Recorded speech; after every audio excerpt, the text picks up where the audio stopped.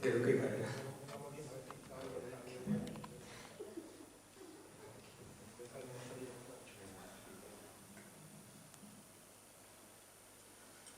Bien, buenos días por mi parte, que ya he hablado un poquillo antes.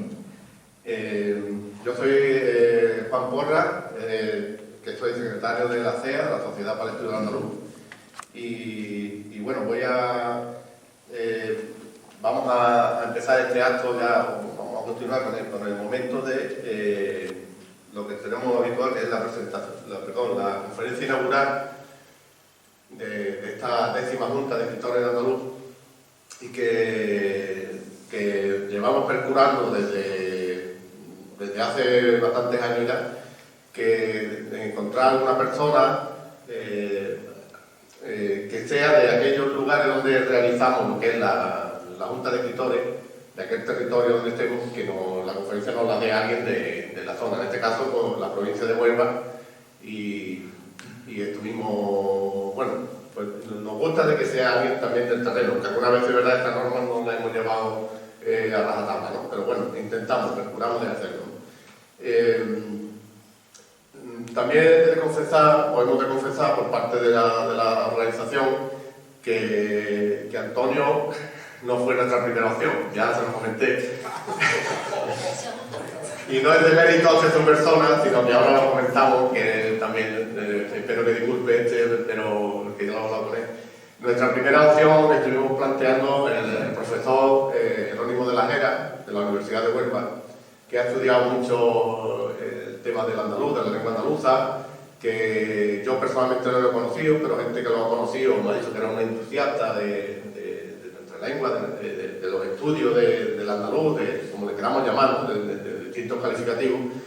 Y la pena, bueno, es que, claro, uno se pone a leer artículos y libros y demás y piensa que somos eternos. Y la verdad es que el pobre Jerónimo, pues, hace ya creo que en torno a 6 años que nos dejó, y por eso no lo pudimos, nuestra primera opción no fue factible, en realidad.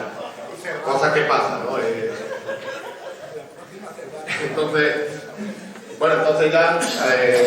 ya estuvimos planteando, bueno, que teníamos como otra opción, ya que estábamos en Huelva, pues no podríamos dejar de pasar la oportunidad de hablar y de homenajear al gran gigante onubense, moguereño, que es Juan Ramón Jiménez, y qué mejor persona para que nos hablara de su obra, de su trabajo, que Antonio Ramírez Almanza, que es nuestro conferenciante de aquí hoy. Y voy a leer algunas cosas voy a aligerar lo más posible de su trabajo, de su riega cultural y en otras áreas que tiene. Entonces, pues bueno, para que veamos un poco quién es Antonio Ramírez Almanza, que no lo conozcamos, y un poco pues, contextualizar la conferencia que nos va a dar, ¿no? Bien, pues Antonio nació en Rosillana del Condado en 1956. Empezó siendo, su vida laboral, empezó siendo asesor laboral, dedicando una actividad profesional en el ámbito sindical, en el mundo sindical. Después también otra parte de su faceta de su vida en el mundo de la política. Antonio Ramírez Almanza fue alcalde de su pueblo, de Rosillana, de 1983 a 1998, además de presidente de la Comunidad de Aguas del Condado, y bueno, en aproximadamente el mismo intervalo, ¿no? Un poco más o menos de esos años. También ha sido el diputado provincial de Cultura de Huelva entre 1991 y 1999, y algunos cargos más y otras situaciones que ha vivido en el mundo de la política, ¿no? En el mundo de la cultura le ha preocupado especialmente la producción poética, la narrativa contemporánea, la historia, y siendo autor de una abundante obra creativa, crítica literaria, ensayo e investigación histórica. En su riega alrededor de las instituciones culturales destaca, entre otros, el haber sido presidente de la Fundación Odón Betanzo de Rosillana, y también presidente y vicepresidente de ACANFE. Actualmente es director de la Fundación Juan Ramón Jiménez y Zenobia Camprubí, así como director de la Casa Museo del Poeta en Moguer, en su pueblo, ¿no? Ha coordinado los encuentros de poetas y escritores del entorno de Doñana, también otra parte de su labor en el mundo ámbito de la cultura. Después, en la parte de su propia producción cultural literaria, destaca su obra lírica, habiendo publicado sus obras más conocidas, De la ira al susurro, en 1999, y posteriormente Doñana, Interiores, Marzo Amante, El triunfo del día, Poemas de Marrakech y Los signos del gorrión, entre otras obras, ¿no? Ha investigado también la obra de diversos autores onubenses, destacando a Odón Betanzo y a Juan Ramón Jiménez, ¿no? Del cual nos va a ofrecer aquí hoy, esta mañana, una semblanza de su relación con lo que es la relación de Juan Ramón Jiménez con la lengua andaluza. Entonces, pues, creo que más o menos, seguro que hay muchas cosas de tu trayectoria que no han salido aquí en esta presentación ligera que he hecho, pero bueno, un poco para ya conocemos un poco quién es Antonio Ramírez Almanza, y sin más preámbulos le paso la palabra y bienvenido y muchas gracias por participar en la 10ª Junta de Escritores en Andalucía. Muy bien.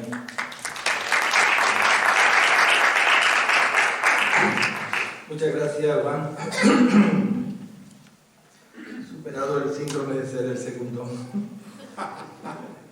Pero vamos a parecer que todos hemos sido aquí la segunda opción. Que es la buena, que es lo auténtico. Bien, yo creo que corresponde primero y obliga a la cortesía, a los agradecimientos, y en ese sentido agradecer muy especialmente a Juan, a la Junta de Escritores en Andaluz, la deferencia que ha tenido en invitarnos a nosotros, en este caso a la Casa Museo, a través de mi persona, para que podamos hablar un poco sobre Juan Ramón Jiménez y su relación con Andalucía y sobre todo con el andaluz en su obra. De todas formas, les anticipo que no será una cuestión muy extensa. Ya Eladio nos ha advertido por aquí el cumplimiento de los horarios, y aunque yo he visto que tengo un horario extenso, la verdad es que no lo voy a cumplir en su totalidad, a los efectos de tampoco aburrirle excesivamente, ¿no? Aparte de los agradecimientos, me gustaría agradecer al Ayuntamiento de Ayamonte su presencia aquí, la presencia de los incombustibles Rúa y el amigo Eladio, que nos solemos encontrar en muchos lugares y en muchos encuentros, y inevitablemente me viene ahora a la memoria pues algunas cosas que no quiero dejar de comentar. Con respecto a esta casa, simplemente como una curiosidad, y otra como una referencia a la memoria de efectivamente quien acaba Juan de mencionar, a Jerónimo de la Jera, ¿no? Tuve la suerte de conocer a Jerónimo desde hacía muchísimo tiempo, desde que daba clase en la Escuela Normal de Magisterio de Huelva, y donde empezó él a trabajar el tema de la defensa del habla andaluza, ¿no? Yo recuerdo que en aquellos tiempos, estoy hablando de los 80, Jerónimo era ya un entusiasta defensor del habla andaluz y suscitaba, en cierto modo, mucha curiosidad entre sus alumnos. Entre ellos hay muchos compañeros míos que les resultaban bastante interesantes aquellos planteamientos novedosos por parte de Jerónimo. Recuerdo haber participado en más de una ocasión en aquellos encuentros que organizaba Jerónimo, y luego tuve también la posibilidad de facilitar la publicación de las actas que se publicaban. No sé si vosotros las disponéis de ellas o no, pero en todo caso las podíamos facilitar para la propia Junta de Escritores. Y me parece muy acertado pensar en su momento y lamentar que efectivamente ya Jerónimo murió hace unos años, y murió preparando un último congreso que estaba preparando sobre el habla andaluza. Por otro lado, recordar este lugar. Este lugar para mí no es nada extraño, y digo no es nada extraño igual que no lo es Ayamonte, en el sentido de que estar aquí es casi como venir nuevamente a mi memoria de mi adolescencia, donde tuve la oportunidad de estar muchos veranos, por la suerte de que un tío mío pues, fue el encargado de la dársena esa que tenemos ahí cuando se construyó, y vivía en la barriada que está al lado del Hotel Don Diego, y entonces mis veranos los pasaba aquí en Ayamonte. Por lo tanto, para mí venir aquí siempre es el recuerdo, la evocación de venir a un espacio que tiene para mí especial significación. Y por otro lado, esta casa cuando llegaba y aparcaba y venía por la placita, he estado aquí en otras ocasiones, con motivo de exposiciones que se han inaugurado, con encuentros. Recuerdo ahora una muy interesante sobre la memoria histórica, donde soy una parte activa también en un tema que me preocupa bastante, el tema de nuestra memoria histórica, pero hay un recuerdo miro a la concejal porque hay un recuerdo muy concreto, muy especial, en una ocasión, en un intento de hacer en Ayamonte algo en relación a la obra de Florencio Aguilera, el entonces alcalde de Ayamonte, Isaías Pérez Saldaña, nos convocó a una reunión aquí y bueno, tuvimos un encuentro bastante interesante y terminamos después de una aventura increíble para conseguir la llave de esta casa que en aquellos momentos había sido adquirida recientemente por el ayuntamiento, y tuve la oportunidad de entrar en esta casa cuando la casa grande era también casa vieja y casa prácticamente destruida, ¿no? Y recuerdo cómo fue muy azaroso eso de conseguir las llaves, porque el alcalde no sabía quién la tenía, y hubo un momento realmente interesante porque queríamos conocer esa adquisición que había hecho recientemente el ayuntamiento, que era esta casa grande. Bien, hoy estoy aquí, el tiempo inefable, como decía nuestro Juan Ramón, pues nos hace retornar a los sitios, a los lugares, un poco como esa teoría del mito del eterno retorno. Volvemos otra vez a los lugares y a los espacios. Yo voy a hacer una intervención no excesivamente larga, que pretende, a través de los textos de Juan Ramón, de su propia voz, es decir, sus propios textos, hacer un recorrido por lo que significa el habla andaluza y Andalucía para el poeta. Es una pequeña muestra y en cierto modo también indicativo de lo que puede ser en el futuro estudios interesantes sobre este apartado, que gracias a que Juan me dio un poco la oportunidad de hacerlo. Juan Ramón, lógicamente, sigue siendo un poeta y un escritor inagotable, pues hay posibilidades que alumbrarían seguir profundizando en este apartado, muchas veces muy desconocido del andaluz universal. Antes de comenzar, ayer se me ocurrió la posibilidad de traer la voz de Juan Ramón. La tenemos en diferentes formatos, pero es una voz que no está muy bien grabada en determinados momentos, en los años 30, en los años 40, y Juan Ramón, como bien sabéis, no era muy amigo de relaciones públicas, de grabaciones, ni mucho menos. Por lo tanto, los testimonios que tenemos son, la verdad, escasos y no de muy buena calidad. Pero hay uno en concreto que pude elegir, un fragmento pequeñito de una grabación que hizo la propia Zenobia, su mujer, en los famosos y conocidos cursos del modernismo del 53 en la Universidad de Río Piedra, en Puerto Rico.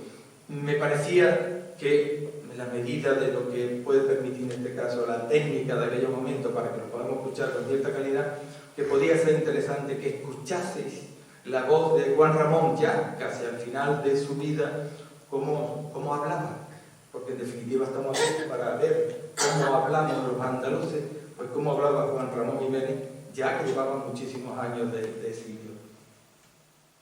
Yeísmo, cualquier otra cosa así. Esas escuelas, todas, yo no censuro de ninguna manera, en todas ellas hay gente de mucho talento, y perdone que hable de mí para censurarme, yo he hecho muchos disparates también cuando joven de este tipo. Los esdrújulos, por ejemplo, yo creía que un esdrújulo tenía más valor que una palabra llana, y usaba muchos esdrújulos en mis primeros libros. Bueno, eso es una cosa buena como el sarampión, porque ya luego no usa uno esdrújulos en toda su vida. Es la ventaja que tiene, que ya queda uno saturado.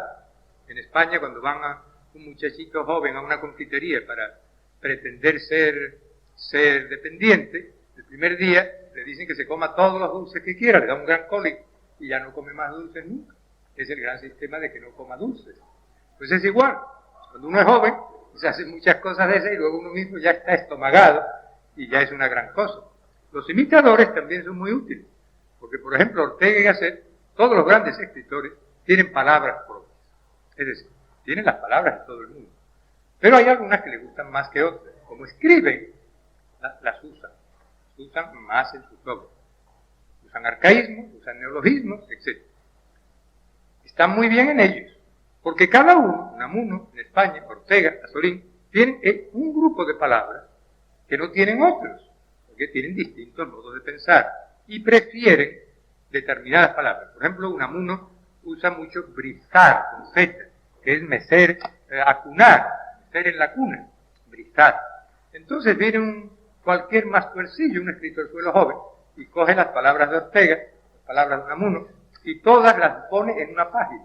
Es decir, que si Unamuno dice brizar 2 veces a través de un libro de 500 páginas, Ortega dice dúplice o dice cualquier cosa por un capricho, por una gala, porque le da la gana de hacerlo, porque es un escritor genial. Eso es a través de la obra, en un espacio y en un tiempo determinado.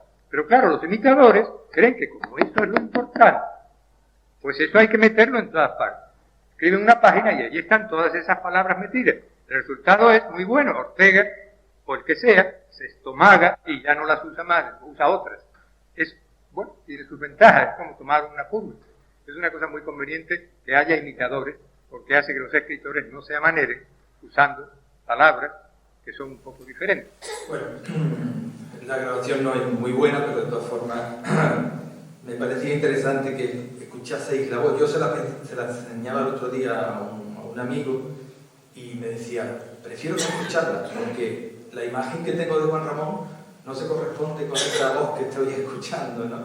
Porque vemos que no pierde su andaluz, tiene su ceseo, habla muy rápido, ¿no? Y la verdad es que a veces esa imagen erática, seria, ¿no? Distante del poeta, parece que no se va a corresponder con esa voz tan aguda que tiene, ¿no? Que habla tan rápido. Bien, sin más preámbulo, comienzo a la intervención que se me ha pedido. Mi madre hablaba con una naturalidad, una riqueza, una propiedad, una gracia extraordinaria y encantadora. Cuando yo, niño y muchacho, vivía con ella en Moguer, no me daba mucha cuenta de esto. Luego, recordándolo, vi bien, y qué no daría por estar siempre atento oyendo a mi madre.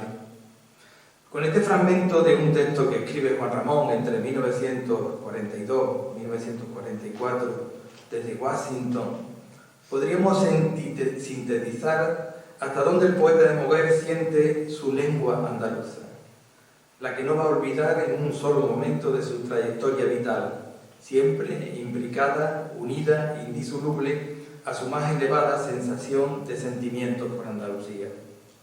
Quisiera que esta intervención, sin abordar aspectos filológicos y lingüísticos que no poseo, se acercase en un recorrido bioliterario a las muestras del poeta hacia la lengua que lo hizo universal y, por extensión, acercarnos un poco a su idea de Andalucía.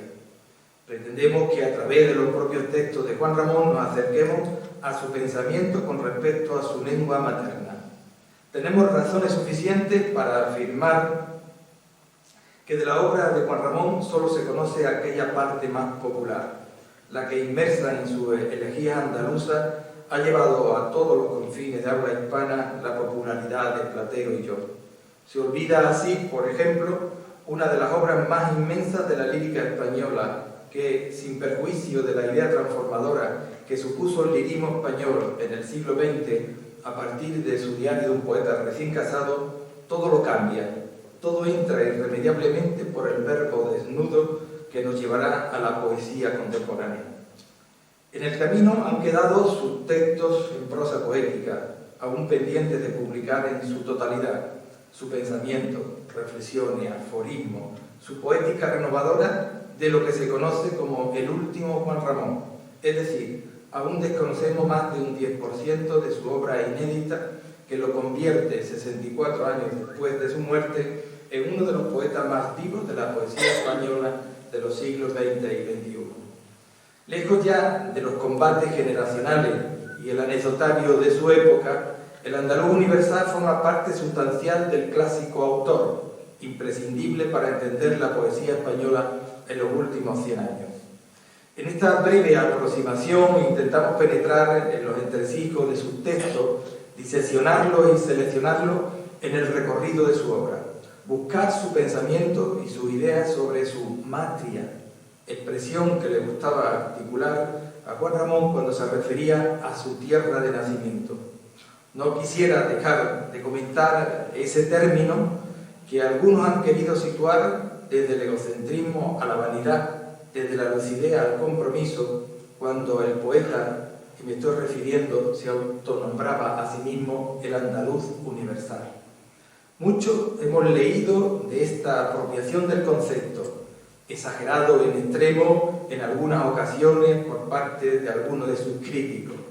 Pero quizás en las palabras del profesor Rogelio Reyes encontremos una de las reflexiones más interesantes sobre este apelativo del andaluz universal que se aplica al poeta de Moguer.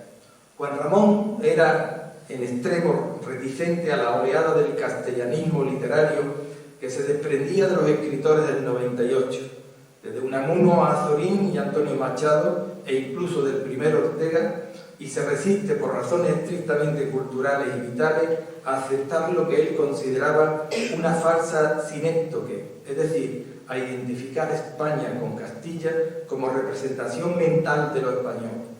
Recordemos hasta qué punto la palabra Castilla, tan recurrente en los versos de Machado en sus diferentes formulaciones fraseológicas, Castilla la gentil, Castilla del desdén, Castilla mística y guerrera, se habían convertido de hecho en un ritornelo definitorio de lo más sustancial de la personalidad histórica de toda la nación.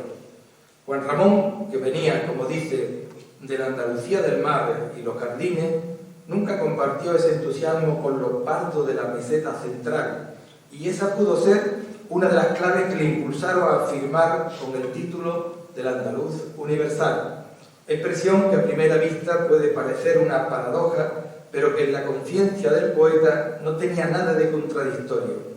La sustancia de Andalucía no procedía de ninguna suerte de aislamiento diferenciador, sino precisamente de la fuerza de su mestizaje, de su secular cosmopolitismo, de vida y de costumbre, y por lo tanto de su sintonía con un conjunto de valores universales que neutralizaban cualquier tentación al reduccionismo. La fórmula de andaluz universal fue el resultado de un proceso de depuración de lo local que se fue fraguando en la mente de Juan Ramón a partir de sus propias experiencias vitales, comenzando por el modo de trabajar de los artesanos moguereños, exponentes del ideal de la obra bien hecha, que conectaba con el pensamiento de Ortega y los escritores de la llamada generación del 14, en lo que estos tenían de matizada rectificación al castellanismo del 98 y de defensa de un ideal de estilo más pulcro y cuidado, pero menos retórico, más moderno y cercano al concepto que va a quedar condensado, al concepto de pureza por el que Juan Ramón venía entonces afanándose.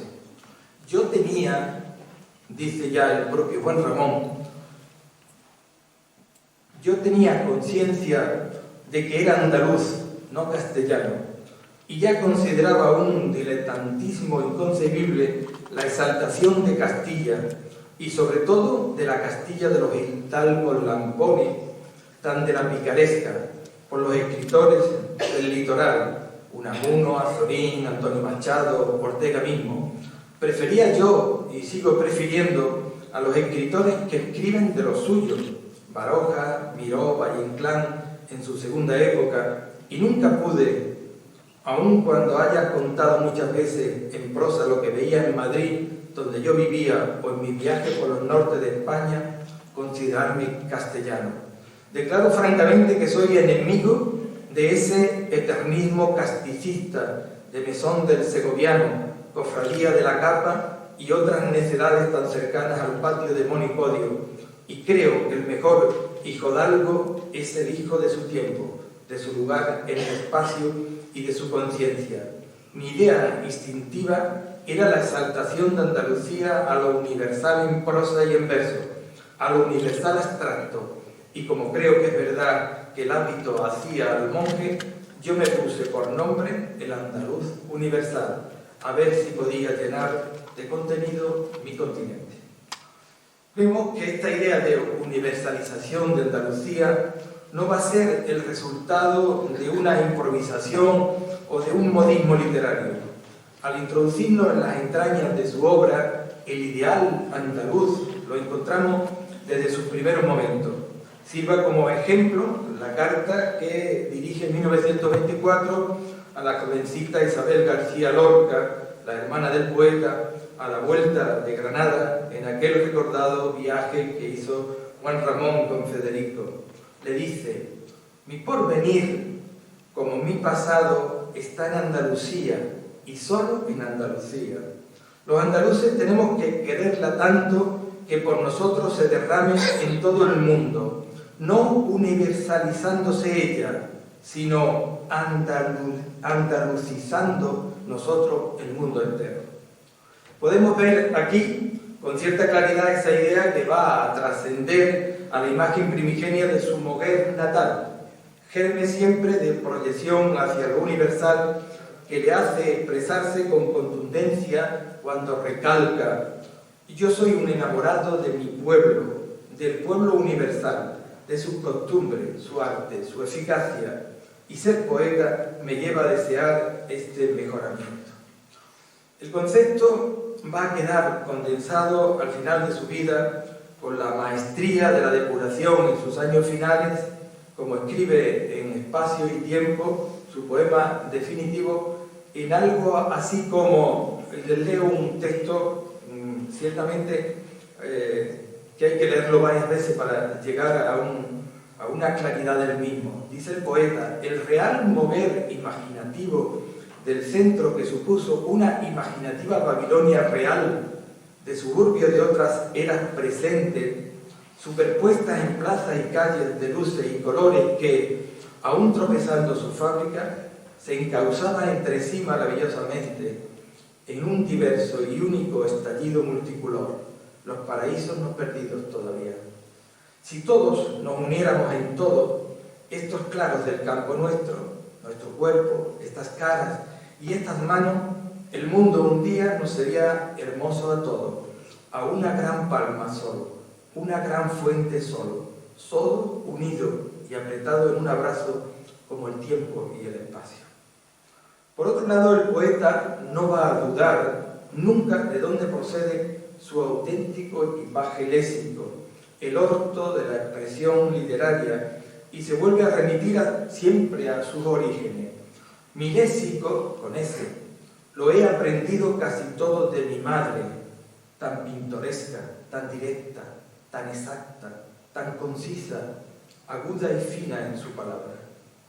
Esta calificación de concisa, aguda y fina en el habla que procede de su madre se convertirá en un deseo de ideal expresivo que se mantendrá en su poesía como valor imprescindible y elemento fundamental en la comunicación creativa del poeta. Juan Ramón es valiente en sus afirmaciones al respecto de su léxico andaluz. Incluso va más allá en sus intenciones lexicográficas, en esa idea de fusión del habla materna con el uso de la lengua común y literaria. En uno de sus miles de aforismos dice: mi ilusión, primero subconsciente, luego decidida, fue siempre hacer del español un andaluz perfecto, una lengua fundida, gustosa, exquisita, capaz de todas las modulaciones e inflexiones de las más sutiles lenguas, una lengua de matices. Y también comenta: creí siempre que ya había bastante dureza, sequedad, rotundez en la literatura española, y que el andaluz debe ser el estilo que contrarreste esa pedrea. El gallego es demasiado iño, el murciano demasiado pluma. No, no es eso. El andaluz no es así. Tiene la energía suficiente, mi norma. Ese ha sido siempre el secreto del mejor andaluz. La fuerza justa, el sencillo Vamos allá. España no es solo Castilla. Los meridionales somos fenicios, griegos, romanos, árabes, y lo pardo de la meseta central no nos invade del mismo modo que los jardines y el mar. Mi idea instintiva de entonces, y consciente de luego, era la exaltación de Andalucía a lo universal, en prosa y en verso, a lo universal abstracto. En este recorrido por su obra,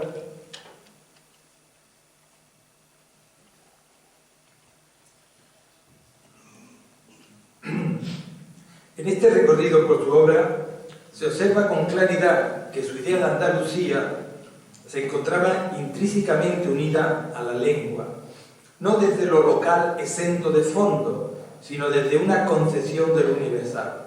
Ello le hace decir en un fragmento de Tiempo, que les recomiendo, si no han tenido oportunidad de acercarse a los textos de Espacio y Tiempo, que lo hagan, donde el poeta dice, concretamente en el fragmento 6, creo que Andalucía es lo único que puede salvar esta España conceptista de hoy, con su sencillez, su sensibilidad fina, su ritmo y su comprensión ideal.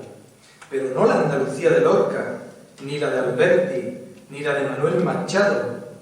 Antonio sí la cogió aquí y allá en su primera deliciosa época.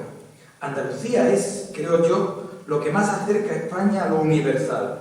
No hay que olvidar que los poetas arábigo-andaluces, hermanos de los de hoy, eran ya hermanos precursores de los románticos ingleses y de los simbolistas franceses.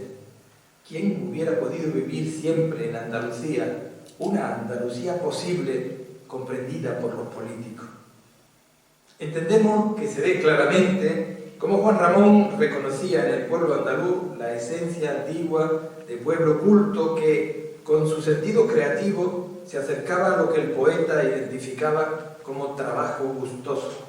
Muchos sufrirían en estos tiempos, con seguridad, el moguereño, con la denigración que sigue sufriendo nuestra lengua, aún, como todos sabemos, ridiculizada en el resto del territorio nacional, siempre cargada de tópicos, dada nuestra peculiar forma de hablar, dicen ellos.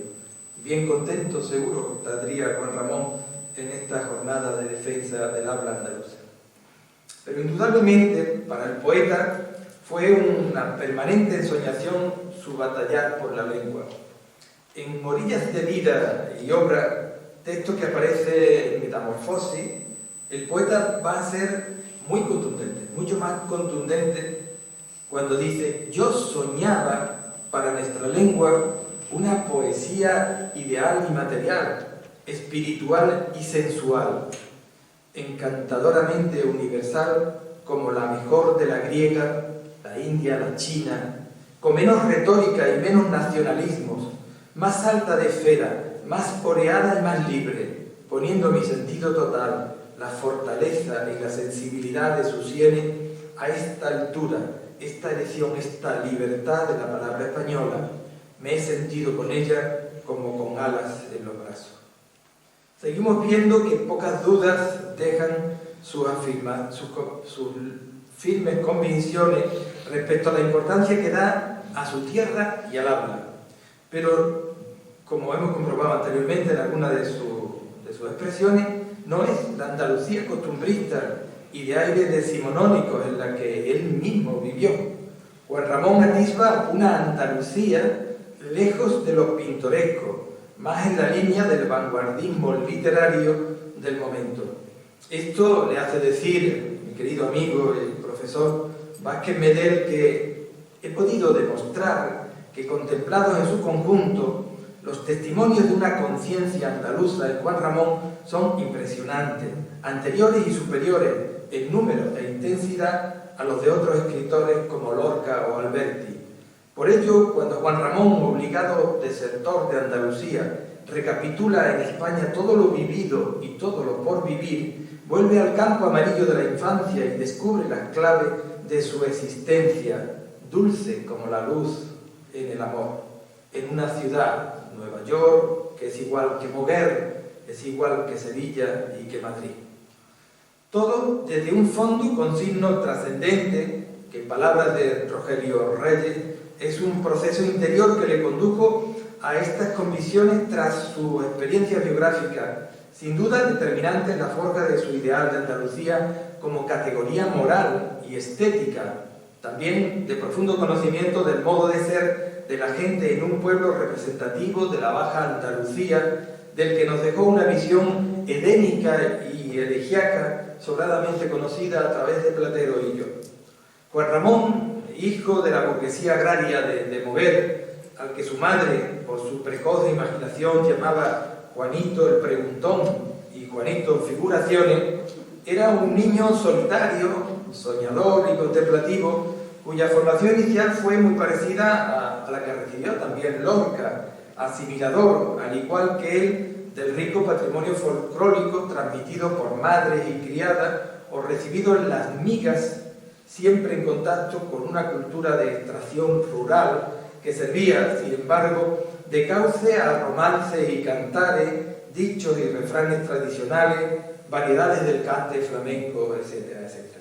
Es decir, a una materia lírica embrionaria de carácter netamente andaluz, si no siempre por su origen, sí por su plasmación final. En contraste a todo esto, hay una ruptura importante en el devenir vital y literario de Juan Ramón, y esto va a ser el exilio. Sabemos que el poeta pasa más de la mitad de su vida fuera de España, de hecho muere fuera de España. Pero lejos de pensar que esto, el exilio, podría suponer para el poeta un alejamiento de su lengua, en realidad se va a convertir en una pesadumbre, lo que algunos estudiosos del poeta han llamado un exilio lingüístico y que condicionaría lógicamente a su propia obra de creación. Testimonio literario indiscutible es su brillante poema en prosa Espacio y Tiempo, al que ya no hemos hecho referencia en varias ocasiones, y donde el poeta va a unificar los recuerdos de manera constante, y siempre el recuerdo de su lengua, reiteradamente su madre, en el pensamiento como modelo de comunicación, siempre sus raíces andaluzas. Dice el poeta, y si analizo esto y revivo aquello, decido que la única persona que habla español en español, el español que yo creo español, era mi madre, tan natural, tan directa y tan sencilla, cuya voz sigo oyendo debajo de la mía, y sufro más que nunca que ella esté lejos de mí, tan callado y tan oculto su español de hoy, bajo nuestra tierra andaluza, Osuna, Cádiz, Moguer. En otro exquisito texto que está dentro del trabajo El español perdido, que Juan Ramón escribe en el exilio, relata el de Moguer. Cuando yo estaba en España, creía que todos los españoles que conocía allí hablaban español. No lo dudaba, no necesitaba diferenciarlo. Hoy creo que ningún español de los que conozco fuera de España habla español. El español que yo voy perdiendo. Qué extraño. Cómo el idioma es un organismo vivo y vive, muere y se transforma constantemente. El español que se ven hablando en España desde el año 36, en que yo la dejé, habrá cambiado en 12 años. Tendrá 12 años más o menos, según y conforme. Si yo fuese a España ahora, seguramente hablaría, oiría y hablaría con duda primero, luego un español diferente del que estoy hablando. Yo, extraño, o el español extraño. Igual yo que esos judíos que he oído hablar por aquí, que hablan todavía su español del siglo XV. ¡Qué extraño! Extraño. En todo caso, mi español se ha detenido hace 12 años en mí. Yo supongo, no lo sé ya tampoco, que hablo como hace 12 años. Desconfío de mí ahora y desconfío ahora de lo que leo ahora escrito en español en España y fuera de España. Y si quiero recordar, pensar, criticar el español, los españoles, ya no sé lo que leo, lo que hablo, ni lo que escribo. Imagínense la dureza, no voy a entrar en ese apartado, pero solo apuntarles como una situación clarificadora en cuanto a la biografía de Juan Ramón, que el poeta, no solamente por necesidad vital, sino hasta ya por recomendación médica, tuvo que salir de los Estados Unidos, donde estaba la Universidad de Médica, y se tuvo que ir a un país de habla hispana, como fue Puerto Rico, por la urgente necesidad que tenía de escuchar español, ¿no? Hasta ahí pueden imaginar cómo el poeta, que hablaba francés, no intentó en ningún momento ni siquiera aprender el idioma anglosajón. Y en otro texto, que con el gracejo especial que tenía Juan Ramón, que lo tenía, el gracejo andaluz exquisito, muy por descubrir, en la década de los 40, cuando el poeta estaba entre la Universidad de Maryland y Washington, escribe este texto que les leo. En Carolina del Sur se habla un inglés andaluzado, el mismo acento, el mismo tono, igual gesto y expresión. Qué extrañamente graciosas estas carolinianas andaluzas. Qué extraño el español de los españoles en este radio fatal en todos los sentidos, que acentúa todas las pronunciaciones particulares, disímiles, diferentes. Oigo, verdad, tal vez, llega, cirial, guerra, corazón, viernes, también dicho para quienes lo dicen. Qué extraño, digo yo, andaluz. Antes de ir yo a la Argentina, creía que decir caballo por caballo, así en general con J, era artificialmente absurdo. Cuando llegué a Buenos Aires y empecé a oír que no había dos personas que dijeran caballo de la misma manera, me pareció naturalísimo. Caballo, caballo, caballo, caballo, caballo, caballo, caballo, fueron delicias de diferencias para mí y significaciones de carácter, personalidad, individualidad, obreras, provincianas, provinciales, regionales o nacionales. Y sobre todo, me pareció la gracia argentina de Dios, con minúscula, que se manifestaba en ese detalle como en otros. Es decir, que comprendí dentro de la Argentina una gracia que desde fuera no había sospechado. Claro, es que yo soy andaluz y que en la pronunciación argentina hay mucho de la andaluza.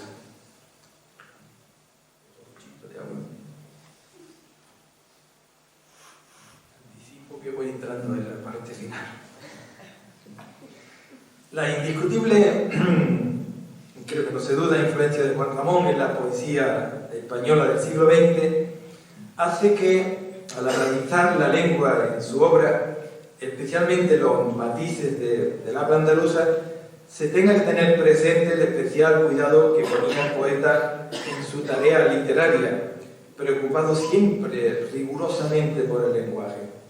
Su ortografía, que hasta no hace mucho se pensaba pudiese proceder de una base teórica, hoy no se discute que las ideas reformadoras que plantea a lo largo de su pensamiento sobre la lengua se sustentaron en una base real, cuando trata de incluir en su obra un sistema ortográfico distinto al uso academicista, es decir, de la RAE, la Real Academia Española, de la cual él no ve, de la cual tenía una opinión muy particular y que no me privo de contarle cuál es la opinión que tenía Juan Ramón sobre la Academia Española.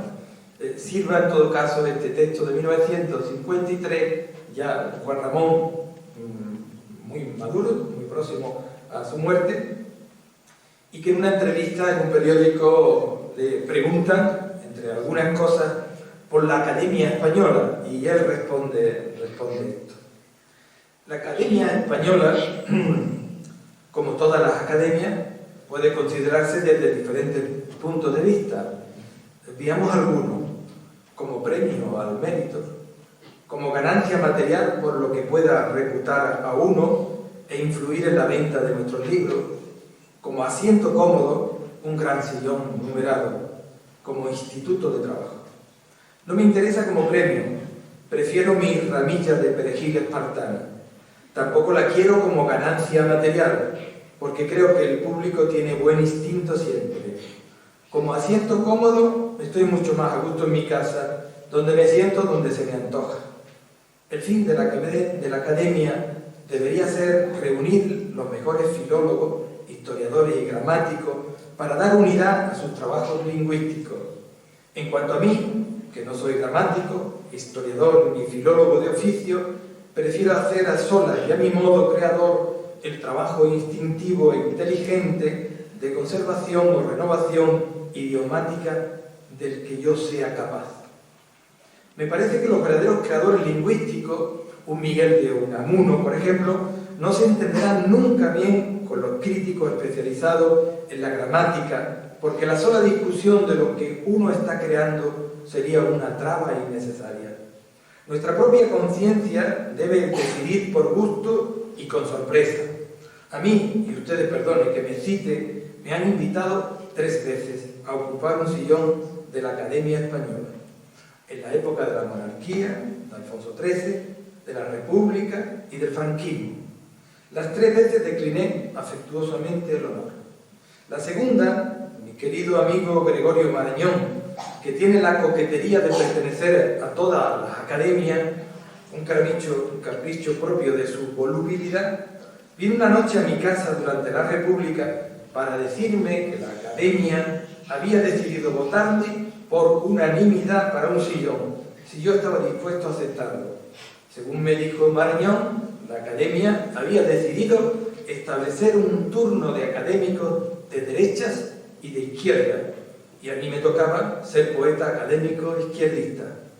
Yo le contesté que en política yo era tan libre como en poesía, y que yo escribía con la mano izquierda y la derecha al mismo tiempo.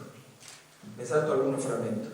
Terminé diciéndole seriamente que invitara a quienes debieran y desearan ser académicos como trabajadores críticos, y que mis candidatos eran Enrique Díaz Canedo y Dámaso Alonso, verdaderos conocedores de nuestro idioma y de otros relacionados con el nuestro. Me puse luego muy contento cuando supe que Enrique Díaz Canedo había aceptado. Me salto otro fragmento. En último caso, y a lo que parece, según la abundancia de académicos que en estos últimos años han aceptado un sillón en la academia, esta puede considerarse también como un casino de viejos, o envejecidos, o envejecientes, pero yo nunca he sido socio de ningún casino. Quizás, a partir de aquí, habría que preguntarse de dónde procede ese fondo de intenciones en el uso de una determinada gramática en Juan Ramón Jiménez. No pocos filólogos han querido hurgar el entresijo de esa intencionalidad reformadora, como fue el caso de Marcos Marín, quien asegura que la segunda mitad del XIX es crítica y llena de presiones innovadoras que afectan a la ortografía como la más visible del lenguaje culto. Este fenómeno se produjo en España igualmente, y de él hereda Juan Ramón su rasgo más llamativo, su peculiar ortografía.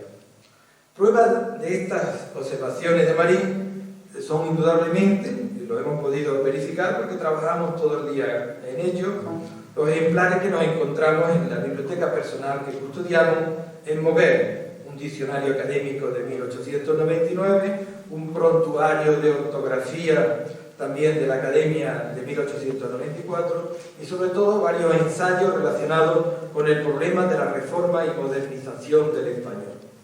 Pero no hace falta rebuscar mucho, lo dice el propio poeta. Y yo, un día, escribí un español auténtico y propio, y fui sencillo a veces, y a veces complicado, corazón o cabeza, pero siempre de dentro de España y de los españoles de España. Y yo estaba creando un español de España, mi España. Me deleito en quitar las palabras menos naturales, estío por verano, cual por como, gualdo por amarillo. Gracias a mi estilo, empero, no lo he usado nunca. Y comenta además, qué extraña una buena parte de mi escritura anterior, qué necesidad de volver a escribir esto, aquello, qué repulsión en tales libros de literatura poética castellana, qué nostalgia de mi español de niño en Moguer, qué odio del castellano en Madrid, qué afán de dejarlo todo claro, liso, fluido, transparente, como Leonardo quería la pintura del cuerpo humano, redichos sonetistas arquitecturales. En una carta que le dirige a Carmen Laforet, quiso acaso, por residir en Barcelona y temía usar modismos catalanes, cuando le manda un libro a Juan Ramón, y Juan Ramón le contesta y le dice, esto está publicado en el Modernismo, la revista de América, en el 46, le dice, y si en su escritura hay defectos gramaticales, nunca mayores que los permanentes del vasco español de Pío Baroja o el cátalo español de Eugenio Dor, bendito el llamado defecto, que no lo es y que nos salva de la odiosa perfección. En su libro me gustan los defectos, y yo he pensado muchas veces que me gustaría que toda mi obra fuese como un defecto de un andaluz. Quizás no valga divagar mucho más sobre su idea ortográfica, ¿no? Porque es el propio poeta quien lo relata cuando en la revista Universidad de Puerto Rico, en el año 53, lo explica claramente. Se me pide que escriba algo en universidad sobre mi idea ortográfica, o mejor dicho, se me pide que explique por qué escribo yo con J las palabras en G, G, por qué suprimo las B, las P, etc., en palabras como oscuro, septiembre, etc. ¿Por qué uso S en vez de X en palabras como excelentísimo, etc.? Primero, por amor a la sencillez, a la simplificación en este caso, por odio a lo inútil. Luego, porque creo que se debe escribir como se habla y no hablar en ningún caso como se escribe. Después, por antipatía a lo pedante. ¿Qué necesidad hay de poner una diéresis a la U para escribir vergüenza? Nadie dice excelentísimo, ni séptima, ni transatlántico, ni obstáculo. Antiguamente la exclamación O se escribía sin H, como yo la escribo hoy, y hombre también. ¿Y para qué necesita hombre una H, ni otra hembra? ¿Le añade algo esa H a la mujer o al hombre? Además, en Andalucía la J se refuerza mucho, y yo soy andaluz. Pero aparte de estas sensateces, cuando yo era niño, en los fines del 19, un grupo de escritores distinguidos promovieron esta costumbre de simplificación ortográfica. El diccionario que yo usé siempre y sigo usando es el diccionario enciclopédico de la lengua española, con todas las voces, frases, refranes y locuciones usadas en España y las Américas españolas, en el lenguaje común antiguo y moderno, las de ciencia, artes y oficio, las notables de historia, biografía y todas las particulares de las provincias españolas y americanas, por una sociedad de personas especiales en las letras, la ciencia y las artes. En él están escritas, como yo las escribo, todas las palabras que yo escribo, como en él están escritas.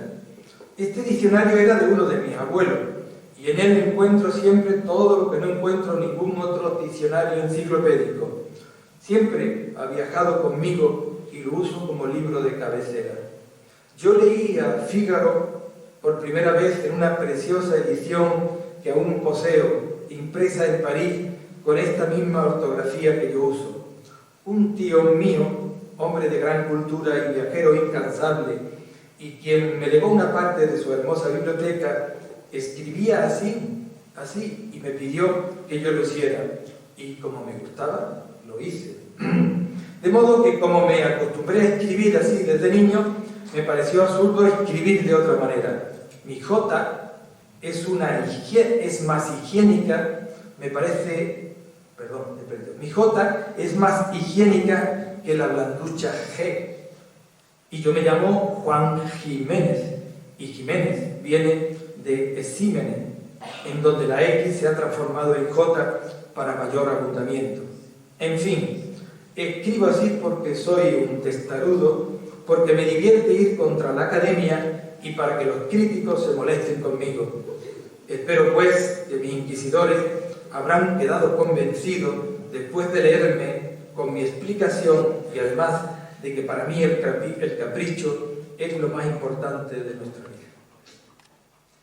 Pero, sin duda, la mejor muestra, y ya voy concluyendo, del uso del lenguaje en su expresión más natural se encuentra en Platero, como comentaba el compañero al principio, al referirse a nuestra primera lectura, sobre todo lo que ya tenemos una cierta edad, de Platero en la escuela.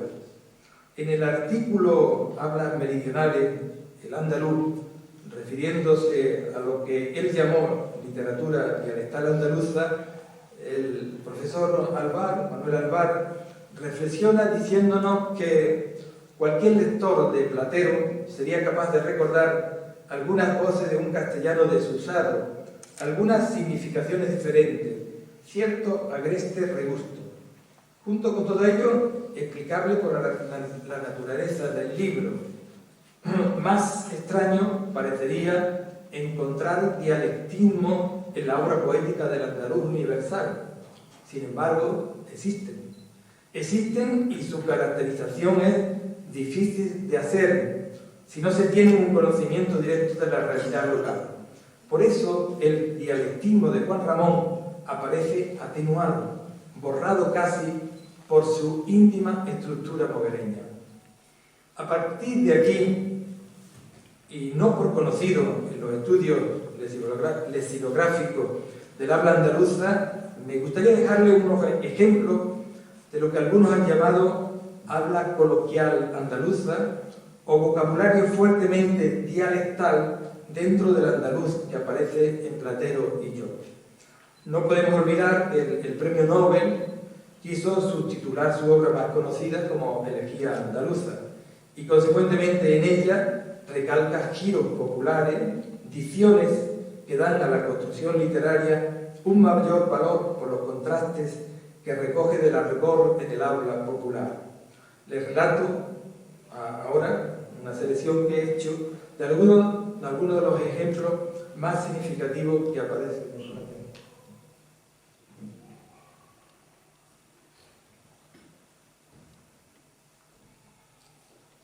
En el capítulo 1 todos conoceremos cuando los hombres del campo se refieren a Platero, en la última parte del capítulo, y se refieren y le van diciendo a aquellos hombres del campo, tierra acero, ¿no? Acero de plata y luna al mismo tiempo, recalca Juan Ramón.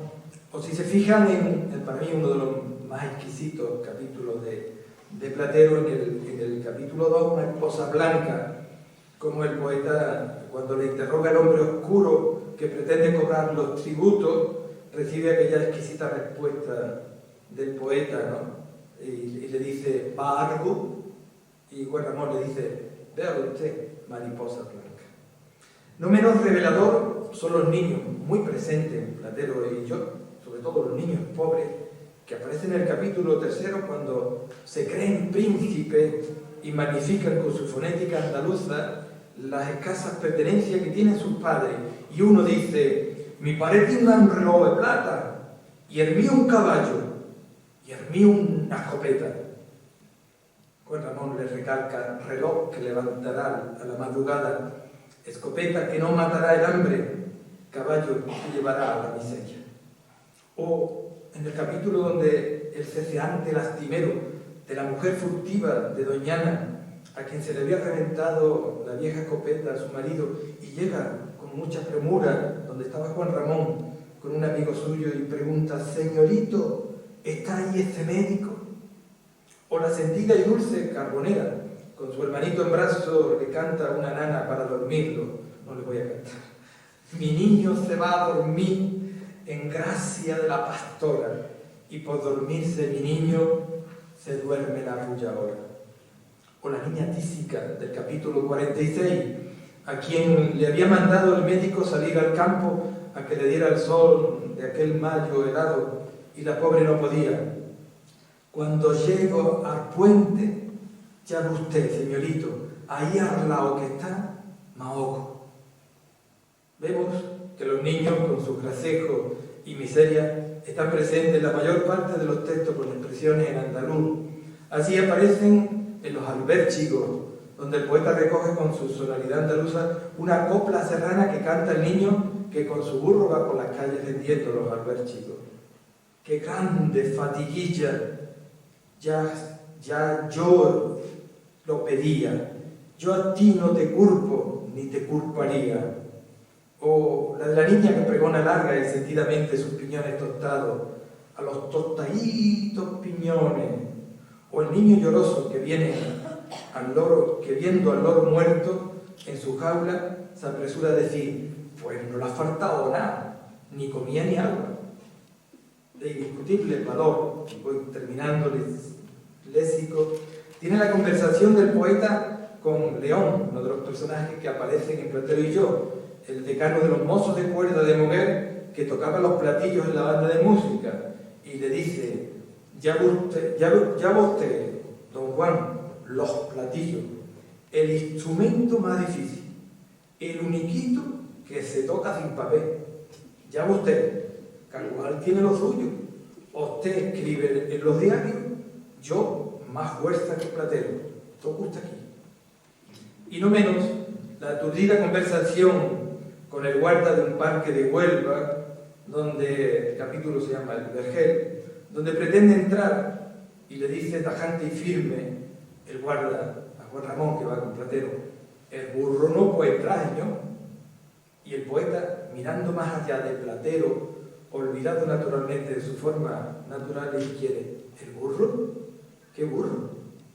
¿Qué burro va a ser, señor? ¿Qué burro va a ser? Como vemos en esta pequeña muestra, ceseo, cheísmo, pérdida de consonantes finales, aspiración de S final, aspiración de S y Z intervocálica, pronunciación relajada de la CH, pérdida de la D intervocálica, desaparición de la S final, corte de sílaba, unión de dos palabras utilizando el apóstrofe, conforman rasgos del habla andaluza en Platero y yo. Como sabemos, expresiones muy en boga en el último tercio del XIX, de acuerdo con el interés creciente que lo andaluz iba haciendo, estaba irradiándose más allá de Peñaperro, merced a otros componentes folclóricos, que estos sí se convertirían en el modo nacional y de lo que Juan Ramón no se sustrajo en lo literario. Concluimos, y ahora sí ya es verdad, quizás con uno de los textos que para mí, personalmente, recoge con más fuerza y emoción todas esas expresiones del habla andaluza en el poeta de Moguer, La Carbonerilla quemada. No sé si lo conocen, pero no renuncio a terminar leyéndole su lectura completa del poema. Ya Manuel Albarrán nos recordó y nos dijo, y se fijó en ella y nos recuerda, que el poeta había reunido un manojuelo de voces con su más cuidadoso amor. Aquí un texto dialectal raramente preciso y nos lleva a una región de gran vitalidad dialectal. Esta región puede ser Moguer. Allí se cumplen todos estos rasgos y de allí los aprendió el poeta. Dice La Carbonerilla quemada, el poema. En la siesta de julio, ascua violenta y ciega, prendió el horno la ropa de la niña. La arena quemaba cual con fiebre, dolían la cigarra, el cielo era igual que de plata calcinada. Con la tarde volvió anda potro la madre, el pinar se reía, el cielo era de esmalte violeta, la brisa renovaba la vida, la niña, rosa y negra, moría en carne viva, todo le lastimaba, el roce de los besos, el roce de los ojos, el aire alegre y bello. Madre, me eché arena sobre la quemadura, te llamé desde el camino, nunca estuvo esto tan solo, las llamas me comían. Madre, yo te llamaba y tú nunca venías. Por el camino largo, sobre el potillo rojo, murió la niña. Abiertos, espantados sus ojos, eran como raíces secas de las estrellas. La brisa jugueteaba ensombrecida y fresca. Corría el agua por el lado del camino, ondulaba la hierba, trotaban los pollinos oyendo ya los gritos de los niños del pueblo, y Dios estaba bañándose en su azul de luceros. Mare, me eché arena sobre la quemadura, te llamé desde el camino. Nunca estuvo esto tan solo. Las llamas me comían, mare, yo te llamaba y tú nunca venías. Nada más, muchas gracias.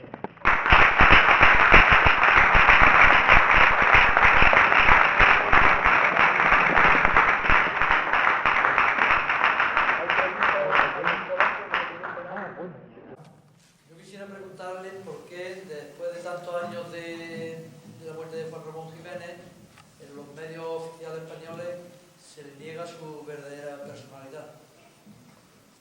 Usted no lo dijo. Bueno, yo creo que Juan Ramón siempre suscita mucha controversia. Vamos, literariamente creo que ninguna, es decir, cualquier persona interesada en la literatura sabe el lugar en que está Juan Ramón, ¿no? Es decir, el padre de la poesía española, completamente, y es lógicamente el gran transformador a partir del 16, cuando publica su diario Poeta recién casado, de toda la poesía.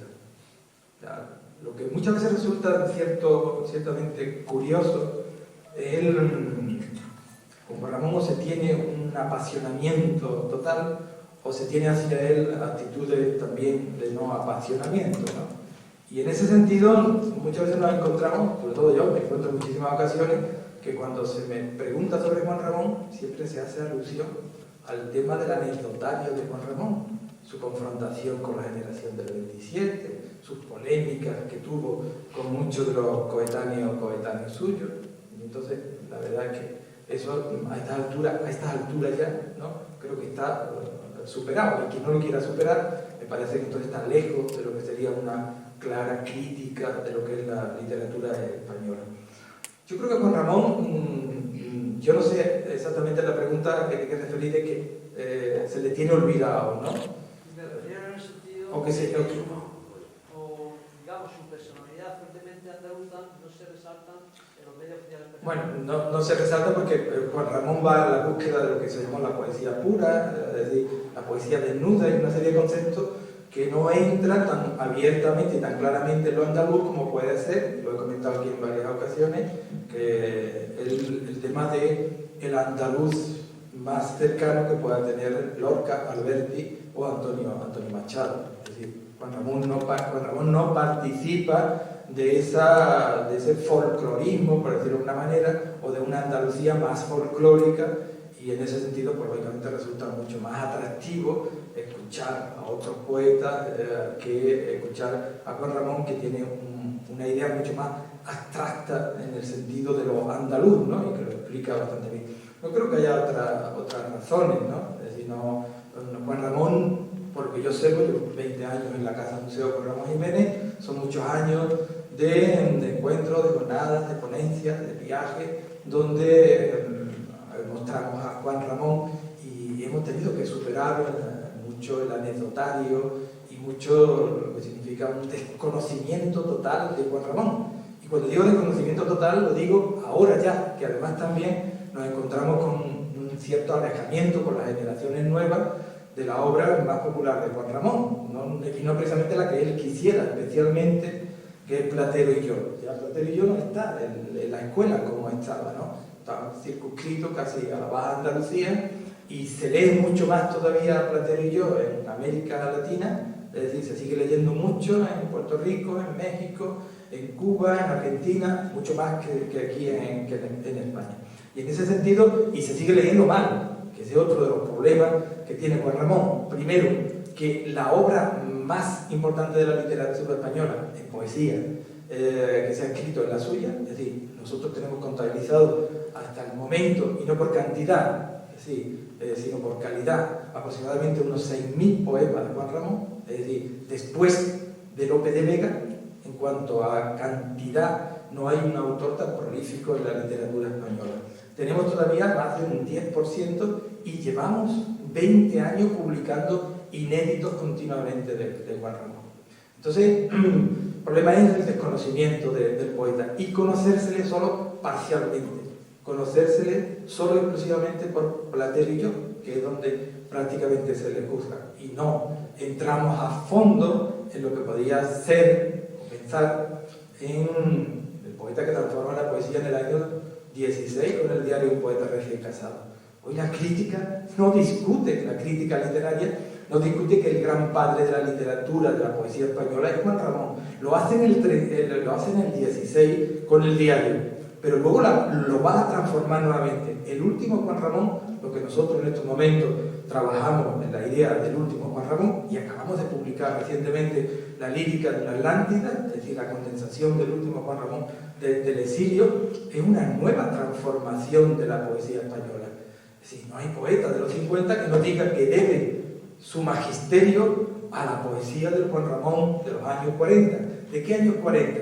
Pues el que surge a partir del famoso viaje de Juan Ramón Jiménez a Argentina, a Buenos Aires y al Uruguay, donde escribe en aquel momento, con su ida y con su retorno, escribe la lírica de una Atlántida. Y es una nueva transformación de su poesía. No tiene nada que ver con lo primero. Por lo tanto, yo creo que estamos muchas veces ante un gran desconocimiento. La poesía suele ser, y aquí hay algunos poetas, ¿no? Y sabemos más o menos un poquito de eso, la poesía suele ser un estado de ánimo, ¿no? En muchas ocasiones. No se recurre a la poesía como se recurre a la narrativa.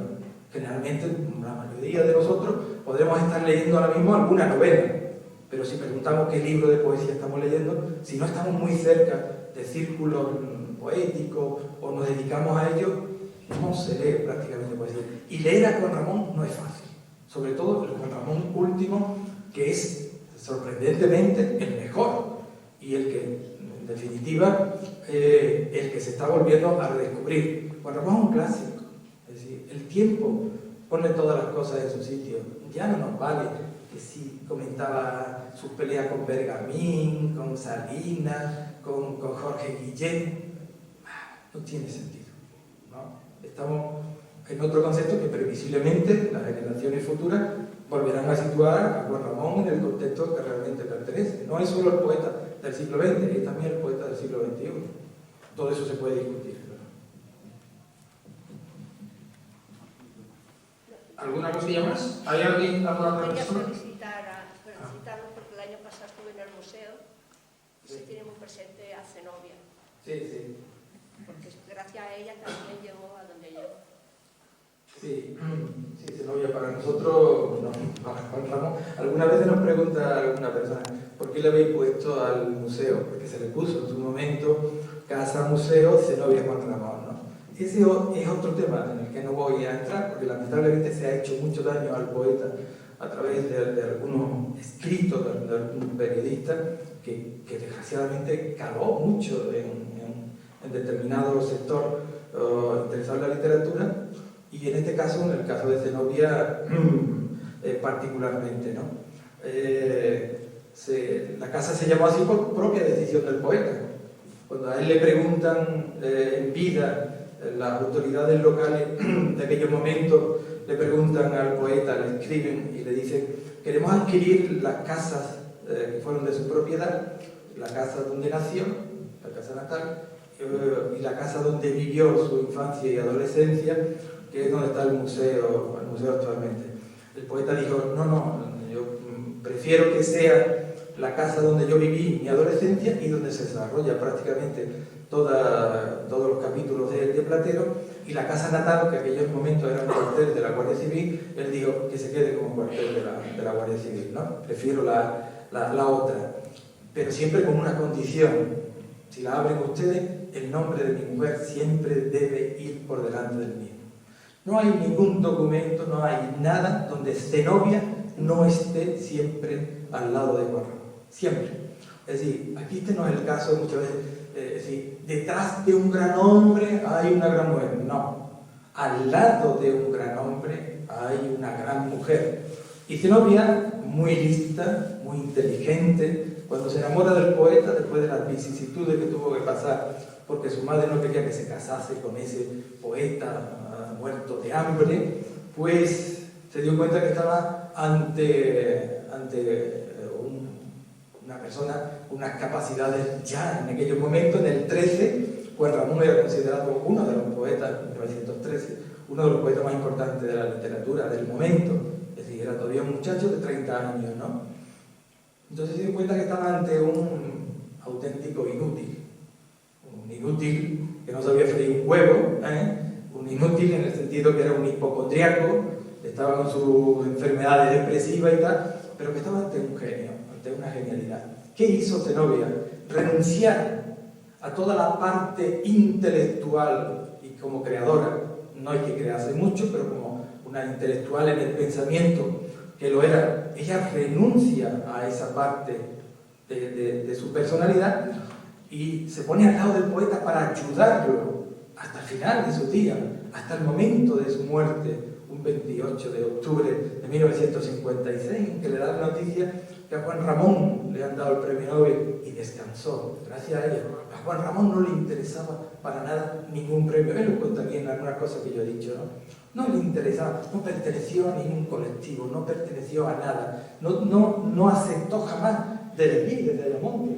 Cardenio, no sé si hay aquí alguien de Ayamonte, los olvidé, o no, Cardenio, pues intentó hacer un homenaje a Juan Ramón, aún cuando vivía en Moguer, 1906, 1907. No lo aceptó.